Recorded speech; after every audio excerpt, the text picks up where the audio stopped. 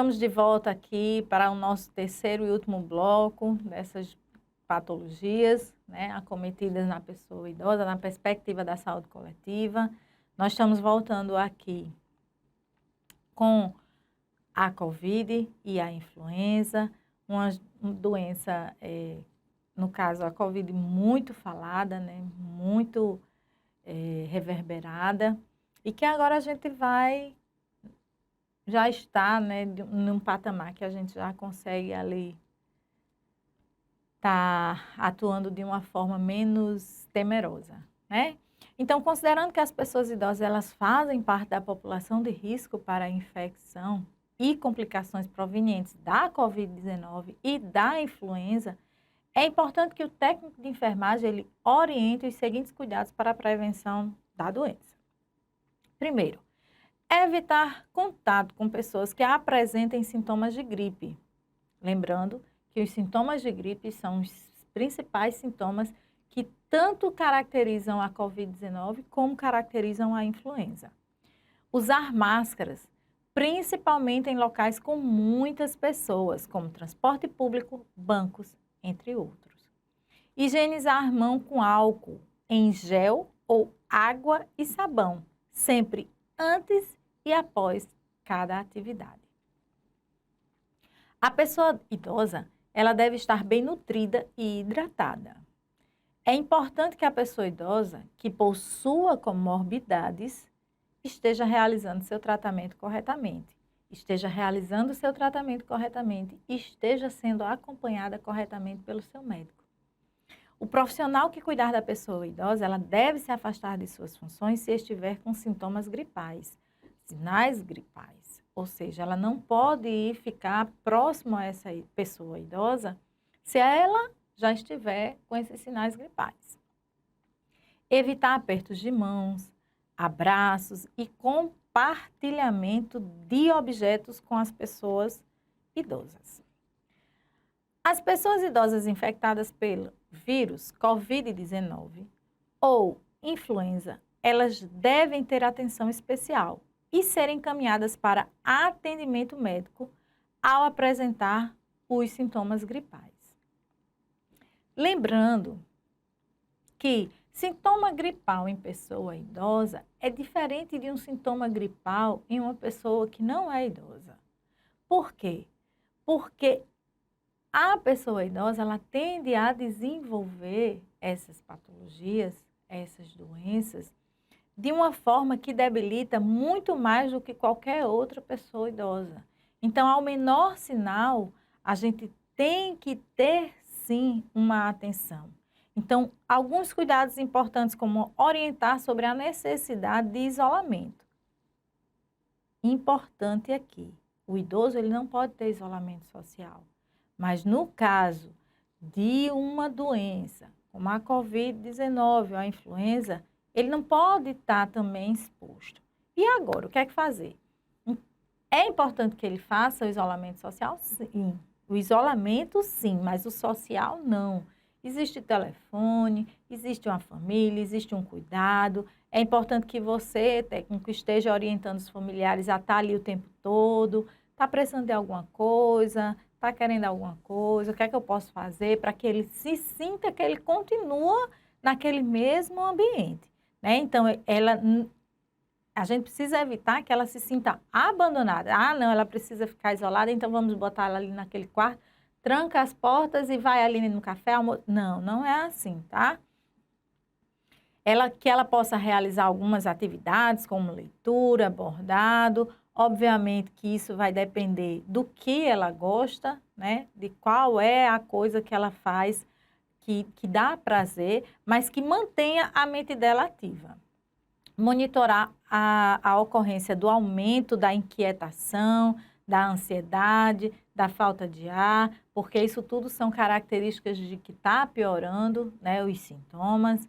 Monitorar a ocorrência da fadiga dos músculos diafragmáticos, né, porque a respiração não está sendo eficaz, então a gente tem que ter esse certo cuidado. Se for preciso, se for necessário, aspirar as vias aéreas, né?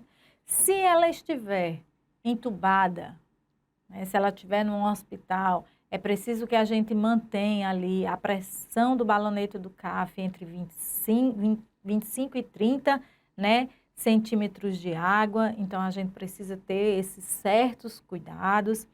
Realizar mobilização no leito se não houver contraindicação. Quanto mais parado, pior. A gente precisa sempre lembrar disso. Não pode ficar parado. Tem que mobilizar. Tenho contraindicação? Tem como eu fazer um mínimo de mobilização? Sim. Tenho contraindicação total, não posso mobilizar? Ok. Quando é que eu posso mobilizar? O quanto antes. Assim que for liberada a mobilização, tentar fazer essa mobilização o mais rápido possível.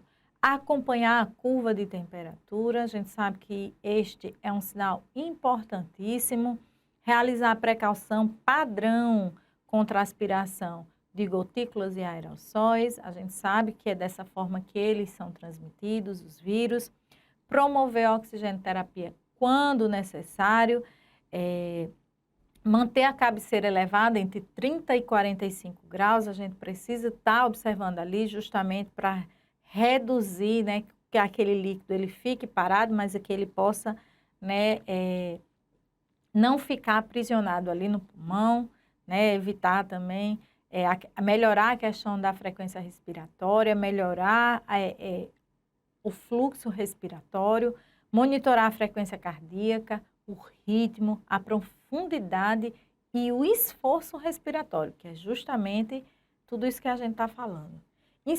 Inspecionar a ingesta e eliminação de líquidos com estímulo da ingesta hídrica e controle do débito urinário. A gente precisa estar atento a quanto está sendo eliminado, quanto está sendo administrado, para ver ali se não está tendo um desequilíbrio nesse balanço. Monitorar a desidratação justamente por conta disso. Se ela tende a ter temperatura, ela tende a perder mais líquido, então ela precisa de uma ingesta melhor, então a gente tem que estar ali avaliando. A avaliação da dor. Por quê? Porque a dor limita, a dor impossibilita de movimentar, a dor impossibilita de que ela possa querer sair e fazer esses movimentos ou essas atividades. A pessoa com dor, ela pretende ficar quietinha, paradinha, e isso tudo vai propiciar com que demore ainda mais com que essa doença ela seja eliminada. Realizar a mudança de decúbito, como a gente disse, né? E quando houver contraindicações, é aquilo, a gente vai fazer a movimentação no leito, se não houver contraindicação. Se tiver, aguarda. Assim que sair essa contraindicação, fazer o quanto antes para evitar lesões por pressão. A mudança para a posição prona, né, aquela que o idoso ele vai ficar de cabeça para baixo, como a gente diz, né, com a parte ventral encostada no colchão. Caso tenha indicação médica, caso o idoso consiga fazer, caso não haja contraindicação, medicar de acordo com a prescrição médica, fato, e manter as grades da cama elevadas para evitar o risco de quedas, que no idoso, além de ser algo que recorre por várias outras condições, mas que também é muito grave para a pessoa idosa. E agora a gente vai falar sobre o câncer na pessoa idosa. Para promover saúde e reduzir riscos para o desenvolvimento do câncer, as ações educativas e comportamentais citadas anteriormente são plenamente aplicáveis também para a prevenção do câncer, como evitar o excesso de sol, manter a alimentação saudável, prática de atividade física regular com a realização de exames periódicos. Então, vejam, meus amados, em todo o tempo, em todas as patologias, em todos os tipos de adoecimento, nós estamos falando em qualidade de vida, em mudança de hábitos de vida, em movimento, em hidratação. E no câncer, como a gente bem viu, não é diferente. Então, os cuidados mais específicos são ditados de acordo com o órgão acometido, o local onde aconteceu câncer. Entretanto, alguns cuidados são transversais a quase todos os pacientes com câncer e dizem respeito aos efeitos colaterais do tratamento. São eles: administrar medicamento para náuseas e vômitos, algo muito comum, né, em pessoas com câncer. Administrar medicamentos para dor, como a gente viu agora mesmo anteriormente, que a dor ela limita, a dor ela faz com que a pessoa queira ficar paradinha, que ela não queira aderir a novas atividades, a desenvolver, a fazer o corpo reagir. Obviamente que essa medicação ela só deve ser administrada quando prescrita. Orientar o cuidados com a pele, orientar o cuidados em lesões, em especial lesões daquele local, mas continuar lembrando da importância dos hábitos alimentares, da ingesta hídrica, do cuidado com os pés, cuidado com as unhas, cuidado com o corpo. Avaliação do local do implante do catéter para verificar a presença da infecção. Estimular ou realizar a higiene bucal, a gente precisa, né, fazer um cuidado específico. Eu já tinha falado anteriormente sobre a escova, uma escova macia, né, que não faça nenhuma agressão na gengiva, com que esse idoso ele sinta que ele consiga fazer aquela escovação de uma forma sem abrasão. Estimular uma alimentação variada, mesmo em pequena quantidade, tentar ver qual é o leque, né, de coisas que favorecem uma melhor absorção daquele alimento, que não façam com que essa pessoa idosa tenha ainda mais desejos de vomitar, né, no caso de sentir as náuseas, o mal-estar, mas a alimentação direcionada assim, para melhorar, para facilitar, para favorecer que ele tenha uma absorção dessa alimentação, que normalmente a pessoa com câncer ela já tende a não querer se alimentar, né? E estimular ou realizar a higiene corporal, como dito anteriormente. Tem que estimular com que entenda a necessidade e a importância de estar se cuidando, de estar se mantendo ativo, tanto fisicamente quanto mentalmente, né? Buscar fazer com que ele continue fazendo atividades mentais, né? Para tentar até mesmo desfocar um pouco do problema. Tudo são atividades que nós, enquanto técnico de enfermagem, precisamos e devemos fazer. Vamos entrar agora numa polêmica chamada violência contra a pessoa idosa. É algo que a gente tem visto muito, está sendo muito recorrido. E o que é que a gente pode fazer enquanto profissionais de saúde? Enquanto técnico de enfermagem, o que é que nós podemos fazer? Então, a violência contra a pessoa idosa é um grave problema social, cultural e de saúde. E a gente vai ver agora por quê. Qual o conceito de violência contra a pessoa idosa? A violência contra a pessoa idosa, ela configura-se como maus tratos, quer sejam físicos, abuso psicológico ou sexual, financeiro, abandono e negligência. Por vezes, utiliza-se como sinônimo de violência os termos maltratos e abuso. E agora, estamos aqui diante desse nosso segundo capítulo, né? Nosso segundo objetivo da nossa disciplina, que é a violência contra a pessoa idosa. Então, a gente vai falar sobre os tipos de violência contra a pessoa idosa. O primeiro dela é a violência física. O que seria a violência física?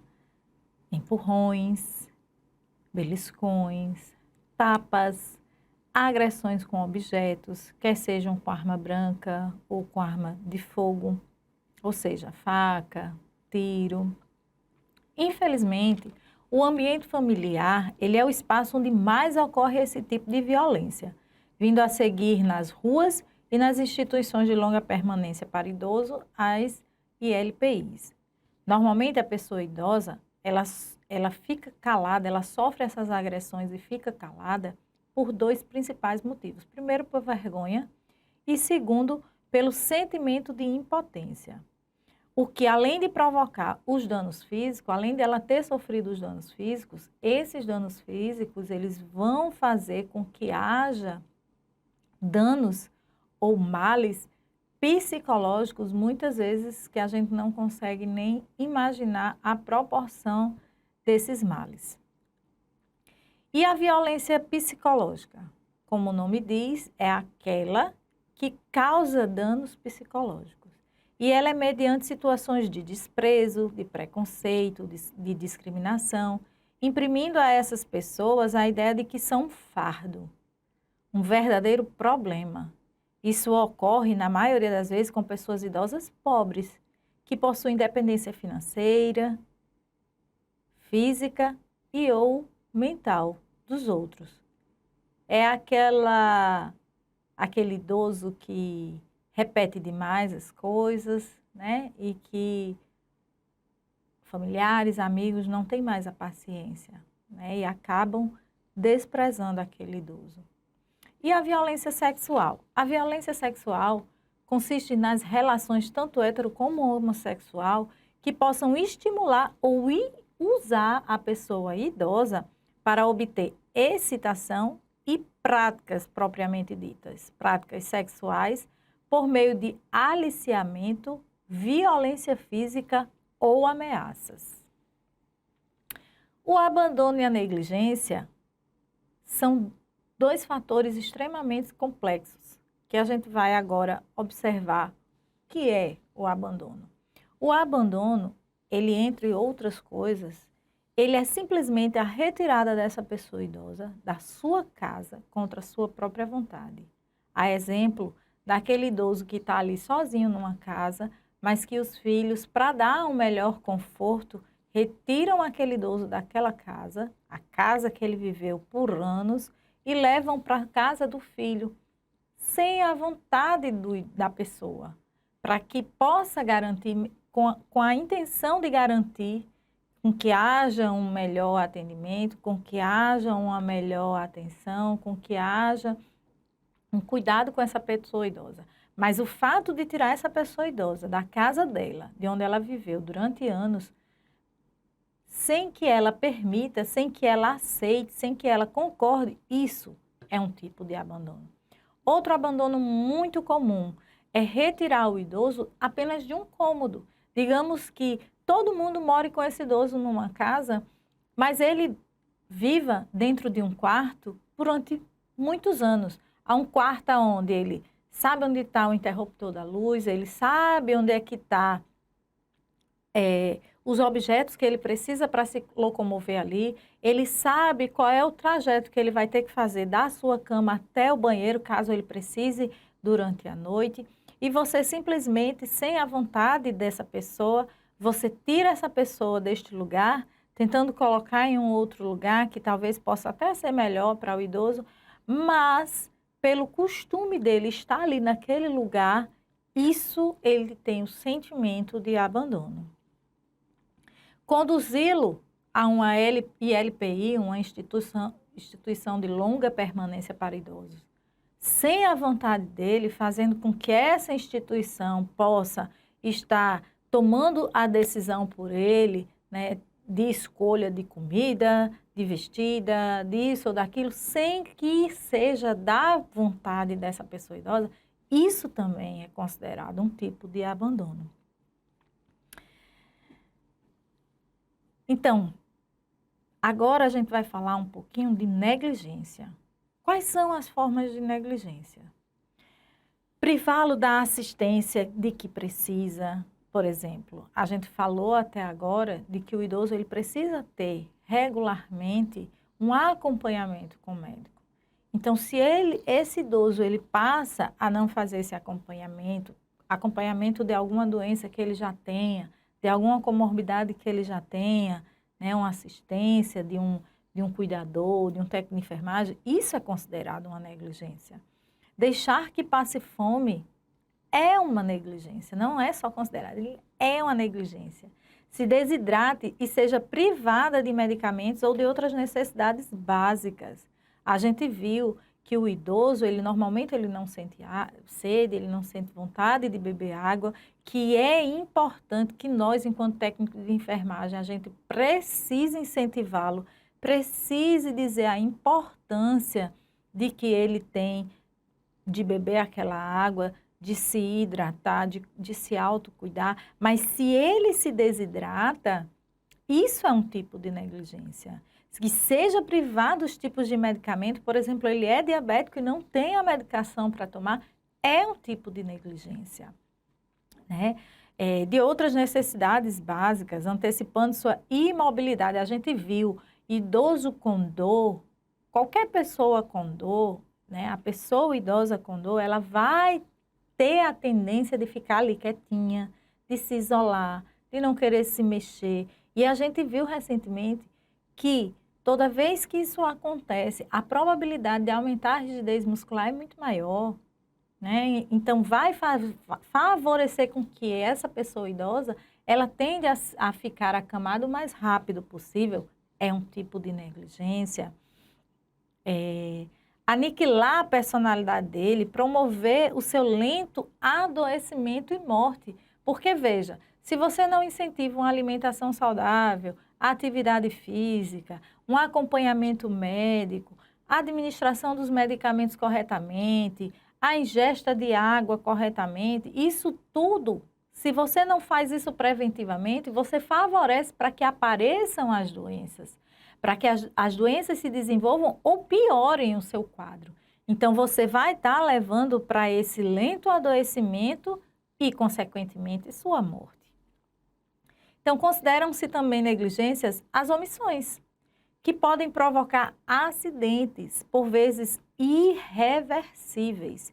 Inadequação das casas às necessidades da pessoa idosa, por exemplo, pisos escorregadios, escadas sem corrimão, banheiros sem proteção para que possa se sentar e se levantar com segurança.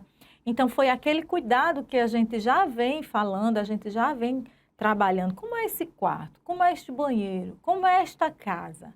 Né? Se é uma casa que tem vários utensílios, com certeza esse idoso pode bater, pode se machucar, pode até mesmo cair. Se é uma casa que tem criança e tem brinquedos espalhados na casa, e esse idoso, devido a uma certa imobilidade, né, de andar, ou tem dificuldade, né, para deambular, ele pode tropeçar, cair, os tapetes que estão colocados sobre a casa, né, a gente tem que ter um ambiente adequado.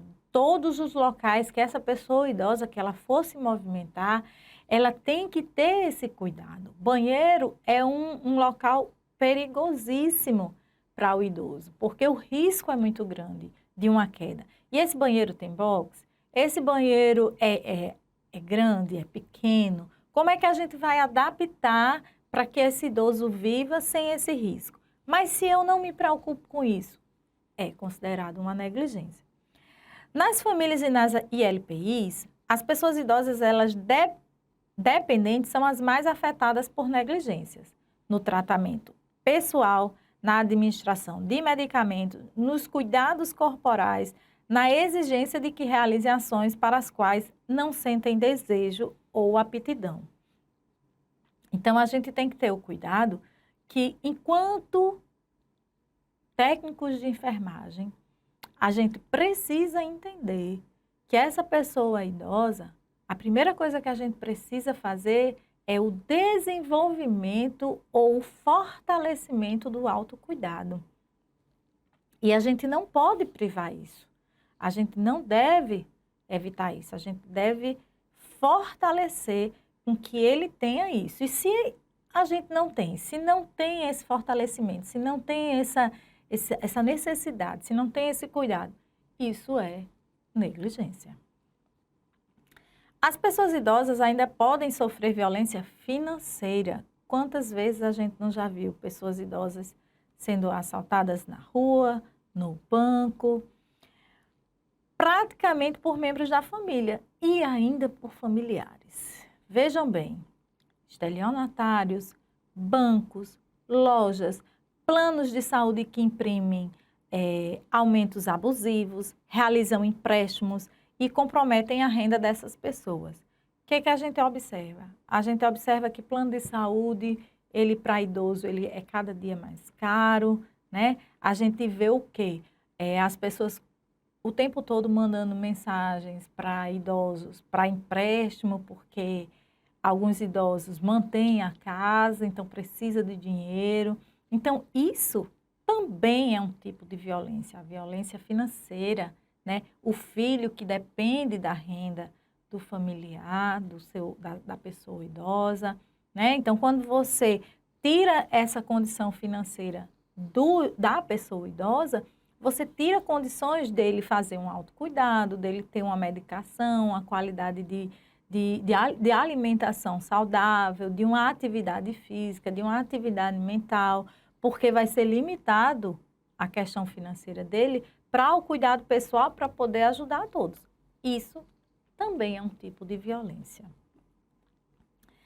Então, enquanto profissionais de enfermagem, enquanto profissionais da saúde, enquanto técnicos de enfermagem, a gente deve estar vigilante ao menor sinal que a pessoa idosa que esteja sob os nossos cuidados, ela possa vir a sofrer qualquer um tipo dessa violência. E a gente precisa o quê? Denunciar, tá? Então, denuncie. Você pode buscar orientação ou denunciar qualquer tipo de violência contra a pessoa idosa através dos meios, nas delegacias, através do 190 com a Polícia Militar, ou ainda o Disque Denúncia, que é o Disque 100.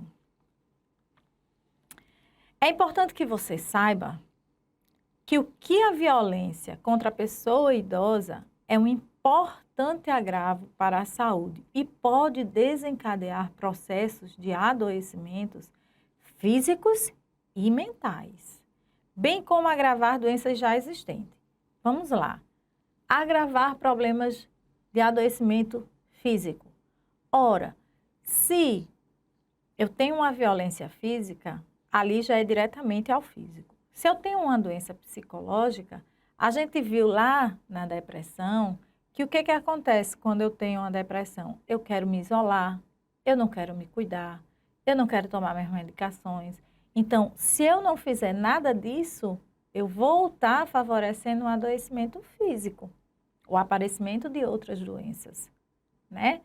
Eu posso cair, que aí eu tenho um outro problema de adoecimento físico. E mental? Mental, eu acho que é o primeiro de todos e o mais grave, porque se a gente não cuida da nossa saúde mental, com certeza eu estou caminhando para um lento processo de adoecimento. E no idoso, isso se exacerba. Por quê? Porque ele se olha no espelho, não vê mais aquela pessoa bonita, né? Tem alguns idosos que não querem envelhecer, tem algumas pessoas idosas que não querem envelhecer, né? Que querem o quê? Querem estar sempre se sentindo aquela pessoa de 20, 30, 40 anos. Então, só esse fator já leva a pessoa idosa a ficar triste, a não se satisfazer, né? A não se autocuidar. Então, quando você tira ainda isso e propicia ainda a violência financeira, pronto, causou tudo, né? E aí o que acontece? Aumenta tudo aquilo que ela já tem, todos os tipos de adoecimento que ela já tem. Então, por esse fato, também é fundamental identificar a ocorrência contra a pessoa idosa para que possamos prevenir o surgimento ou agravamento das doenças nessa população. Então, agora eu faço um convite. Faça parte dessa rede de cuidado e apoio à pessoa idosa. Precisamos proteger e garantir o bem-estar dessas pessoas. Eu, você, nós fazemos parte disso. Nós somos cuidadores por excelência, nós somos cuidadores natos, né? Nós temos na veia o desejo de cuidar das pessoas. E a pessoa idosa, ela não é mais uma criança, né? As pessoas têm a ideia de comparar. Ah, não, a pessoa idosa virou uma criança. Não, ela não virou, ela tem uma história, né? Ela tem um ritmo de vida, ela tem uma sequência a ser seguida. Então, aqui a gente finaliza a nossa disciplina, né? Eu quero parabenizar todos vocês, eu quero dizer a vocês que a nossa disciplina ela se baseou na prevenção, na promoção e no cuidado das doenças e que todas elas estão baseadas, elas estão focadas, elas estão firmadas no autocuidado, nos hábitos alimentares, nas atividades físicas, atividades mentais, ingestão hídrica. Então, são 5 pilares que, se você não esquecer disso, você vai estar auxiliando essa pessoa idosa em todo o ciclo vital dela, em todo o processo de envelhecimento dela, seja saudável ou seja já doente. Então, que você seja muito bem-sucedido, estou deixando aqui todas as nossas referências que foram utilizadas para essa aula, que você possa de fato e de verdade entender que a pessoa idosa, ela é uma pessoa como eu e você, que agora ela precisa focar mais na saúde dela. Tenham todos um bom dia, que Deus os abençoe.